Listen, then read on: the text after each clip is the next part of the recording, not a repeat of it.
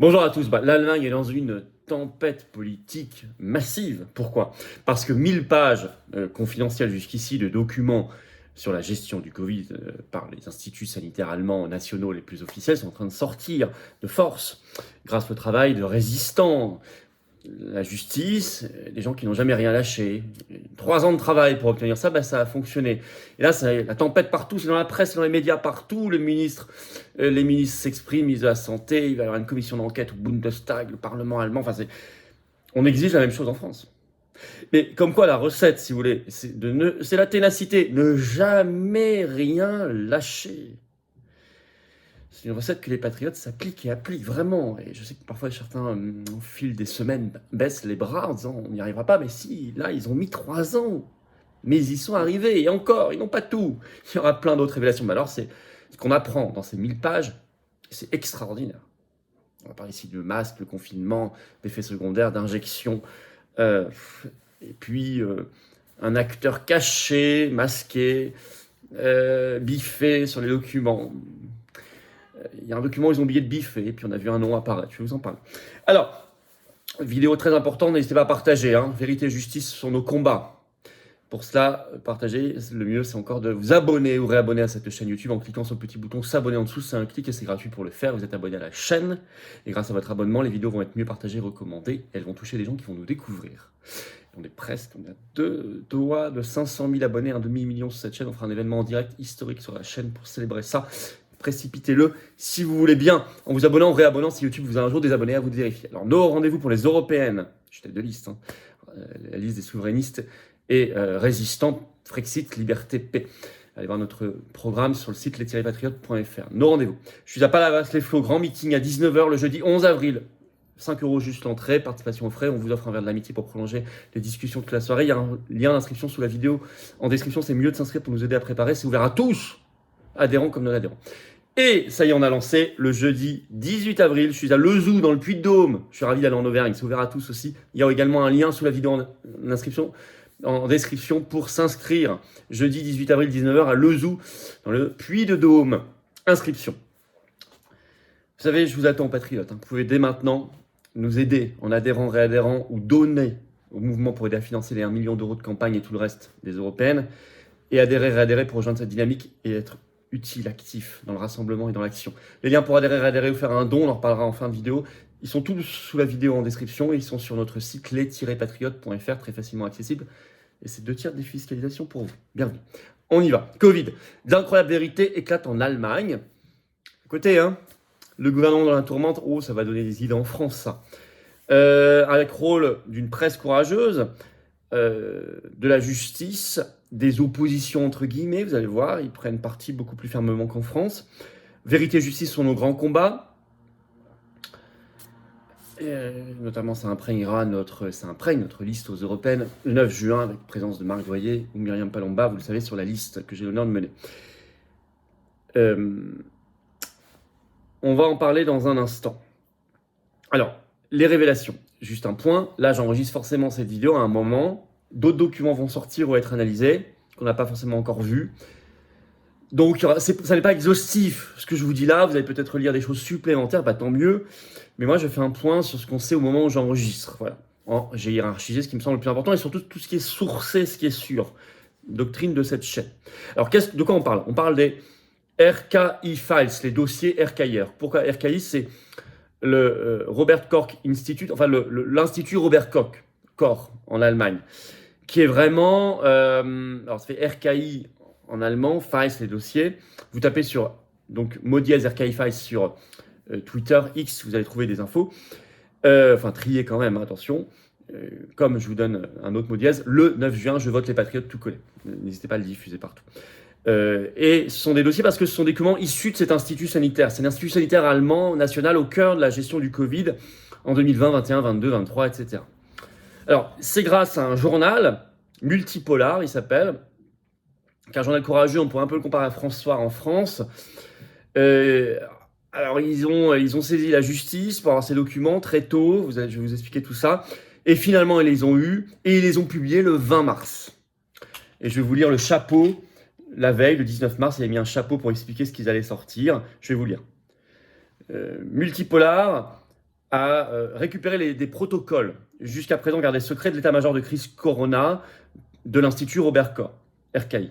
Il en résulte clairement que le renforcement de l'évaluation des risques de modéré à élevé annoncé en mars 2020 sur la base de toutes les mesures de confinement et des décisions judiciaires à ce sujet n'était pas fondé. Et c'est écrit dans les documents, c'est démontré. Contrairement à tout ce qui a été affirmé jusqu'à présent, ça n'a pas été fondé sur une évaluation technique du RKI, mais sur une instruction politique d'un acteur externe dont le nom est noirci dans les protocoles. Il y a un acteur externe, je crois qu'il est cité, mais parce qu'il y a beaucoup, c'est beaucoup biffé pour l'instant.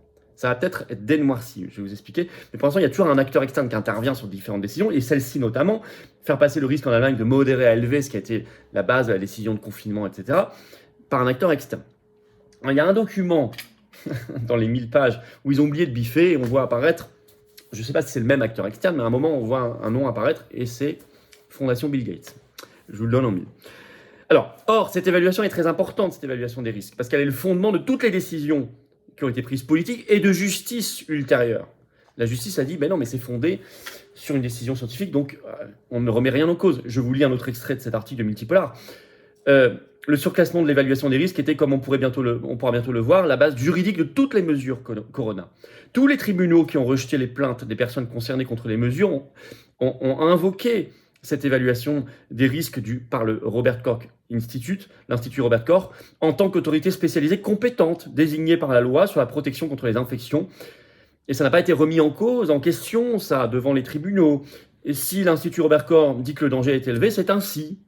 Et les mesures politiques correspondantes décidées sont donc justifiées selon les juges. Donc ça a été très important, cette évaluation des risques. Il n'y a pas du tout que ça comme problème. Or, alors comment ça s'est passé? La Multipolar a déposé une première plainte pour avoir ces documents en novembre 2020, très tôt, au nom du droit à l'information. Ça a d'abord été rejeté par les tribunaux, etc. Et finalement, la fin 2023, ils ont gagné en justice. Et là, tout récemment, donc il y a quelques jours, l'Institut Robert Koch a dû diffuser 200 protocoles, environ 1 millier de pages, qui relatent la période qui va de janvier 2020 à avril 2021. Pour l'instant, on n'a pas la suite, mais on va la voir. Et attention, un tiers du contenu, pour l'instant, est noirci. Un peu comme les contrats, vous savez, Pfizer au Parlement européen, ils sont biffés. Là, c'est un tiers quand même pour l'instant. Alors, pour obtenir le débiffage, enfin, en quelque sorte, le fait qu'on retire le fait que ces documents ne soient plus noircis ou obscurcis, le journal Multipolar est allé de nouveau devant les tribunaux, le tribunal administratif de Berlin, et normalement, ce sera jugé le 6 mai prochain. On en reparlera. Alors, d'abord, il y a cet acteur extérieur, il n'y a pas de base scientifique. Je vais vous lire un extrait. Après l'examen des protocoles qui sont maintenant publiés, écrit Multipolar, il devient clair qu'il y a eu initialement une discussion technique interne sur l'évaluation des risques, mais la mise à niveau de mars 2020 a eu lieu brusquement et apparemment initiée de l'extérieur sur le RKI. L'ensemble du processus de conseil scientifique était visiblement superposé, surclassé par la pression politique. Et en effet, le 2 mars 2020, l'Institut Robert Koch passe le risque de faible à modéré. Il venait d'y avoir quelques jours avant des publications en ce sens par l'OMS et par la fondation Bill Gates, rappel Multipolar. Puis, le 17 mars, il passe de modéré à élevé, et avant ça, il y a eu l'affolement. Le samedi 14 mars 2020, la nouvelle édition, je lis, du Spiegel a été publiée sous le titre « Sommes-nous prêts ?», avec un médecin travaille aux urgences, en vêtements de protection sur la couverture, qui se trouvait au milieu de bâches d'une tente d'hôpital. Ce jour-là, la ville de Berlin a commencé à copier les mesures chinoises avec une vitesse et une dureté surprenantes. Le Sénat allemand a mis fin à la vie publique dans la capitale par simple ordonnance. Tous les pubs, clubs, foires, cinémas, théâtres ont été contraints de fermer, y compris les églises. Le gouvernement municipal, enfin le conseil municipal de Berlin, a interdit toutes les réunions de plus de 50 personnes, y compris les manifestations politiques. Ce week-end-là, quelque chose s'est également passé dans l'Institut Robert Koch. Le procès verbal du lundi 16 mars 2020 fournit une indication essentielle à ce sujet, parce que maintenant on l'a, parce qu'ils publient tout ça, ils mettent en ligne, on a les documents. Il dit, ce procès verbal, une nouvelle évaluation des risques a été préparée ce week-end. Il faut la mettre à l'échelle cette semaine. L'évaluation des risques sera publiée dès que BIP, c'est noirci, donnera le signal à ce sujet. On ne sait pas qui. Il y a un acteur extérieur. C'est extrêmement intéressant. Alors, il n'y a pas que ça. Confinement, masque. Oh, il y a un journal britannique, le The Telegraph, le 25 mars, qui a publié un papier sur tout ça, ces documents, parce que la presse française n'en parle pas, mais c'est la seule qui n'en parle pas. Hein. Donc, par exemple, la presse britannique en parle, The Telegraph, 25 mars. Le titre, des responsables allemands, en fait, ils parlent de l'Institut Robert Koch, ont averti que le confinement causerait plus de mal que de bien, ils le savaient depuis le début, selon des documents. Et par ailleurs, je cite, il manquait des preuves pour rendre les masques obligatoires, selon les publications de l'Agence de santé. Et oui. Alors, sur le confinement, par exemple, on trouve dans les documents, dès le début, je cite, le fait de fermer la société, de confiner, pourrait entraîner une hausse de la mortalité infantile. Donc, c'est gravissime. Ils savaient que, notamment, un des effets terribles du confinement, c'est une hausse de la mortalité infantile qu'on a observé effectivement, mais ils l'ont fait quand même. Et sur les masques, je vais vous lire un extrait du Télégraphe. Le protocole de l'Institut Robert Koch du 26 février 2020 précise qu'il n'y a pas de preuves pour la protection bucco-nasale, pas même d'études. Ça, c'est 26 février 2020. On a maintenant leurs documents. Pas même d'études prouvant que c'était utile. Et, un document important de l'OMS de septembre 2019 confirme également en conséquence qu'au moment de l'élaboration des protocoles de l'Institut Robert Koch, il n'y avait pas de preuves scientifiques empiriques d'une efficacité au moins modérée ou forte de ces masques contre le virus en utilisation en population générale. C'est encore pire, est-il écrit. Une méta-analyse complète de la société Cochrane, publiée en novembre 2020, résumant ainsi la situation des données en 2020, n'a montré aucune preuve convaincante de l'efficacité du masque dans l'utilisation contre les maladies respiratoires virales. La société Cochrane est généralement considérée comme une source scientifique la plus respectée. Et pourtant, dès le 27 avril 2020, il y a une obligation aux populations générales en Allemagne pour ce masque. Et dès le 8 juin 2020, je cite, il y avait des avertissements explicites de la part de l'association allemande des philologues, selon lesquels le port du masque à l'école a un impact massivement négatif sur l'enseignement. Et pourtant, ils ont continué pendant longtemps. Bien, maintenant, on sait ce qui se disait entre eux. En France, vous savez que c'était couvert, les conseils scientifiques, par le secret des vents, ce qu'il faut faire sauter. Et pour ça, il faudra avoir une opposition digne de ce nom, parce que celui qui peut faire sauter juridiquement, c'est le Premier ministre. Encore faut-il faire pression sur lui. Sinon, on est parti pour 50 ans de conseil de secret défense. Alors, sur les effets secondaires des injections, c'est terrible. Dès janvier 2021, la campagne vient de commencer. Alerte dans les documents publiés sur AstraZeneca. Il est écrit ceci en toutes lettres, son utilisation devrait être discutée. Elle n'a pas été discutée, bien plus tard en tout cas. Le journal autrichien a repris aussi, il s'appelle Heute, le 28 mars, il a fait un article sur ça. Les protocoles Corona, 2 points, nouvelle explosion sur les effets secondaires de l'injection. Les protocoles sont de plus en plus violents, est-il écrit. Beaucoup de noircissement, mais dans cet aspect, dans ces pages sur l'injection et les effets secondaires, il y a particulièrement des lignes qui sont biffées et noircies, mais on arrive quand même à voir des choses. Alors, le journal autrichien précise, des pages sont presque entièrement noircies. Mais on a quand même, le 15 avril 2020, il parle de risque, déjà. Les experts discutent, je cite, discutent d'une décision noircie qui pourrait raccourcir le développement des injections, mais celle-ci doit être bien communiquée en raison du risque, entre guillemets. Derrière cela, il y aurait une société pharmaceutique qui veut mener une étude à ce sujet, ainsi que la question de savoir à partir de quand l'injection devrait être utilisée. En raison de l'intérêt légitime de la confidentialité de l'entreprise pharmaceutique, aucune autre information n'est donnée. Mais vous voyez, dès le 15 avril 2020, ils discutent en interne des risques. On est 6 mois avant le début de la campagne, même 8 mois avant.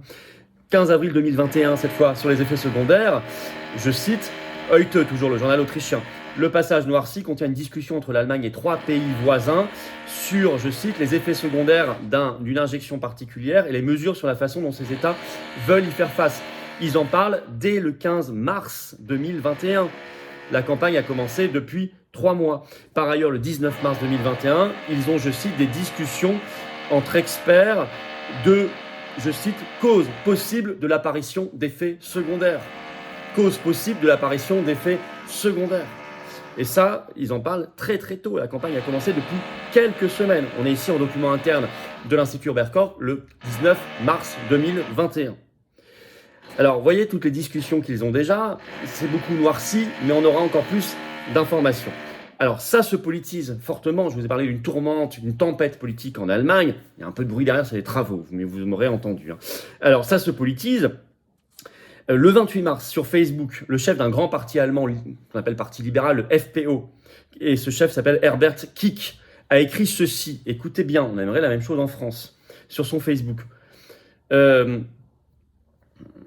Je cite, voilà. Les documents qui sont maintenant révélés sont massivement noircis. Les informations sont donc illisibles. Quel secret le gouvernement veut-il cacher ici?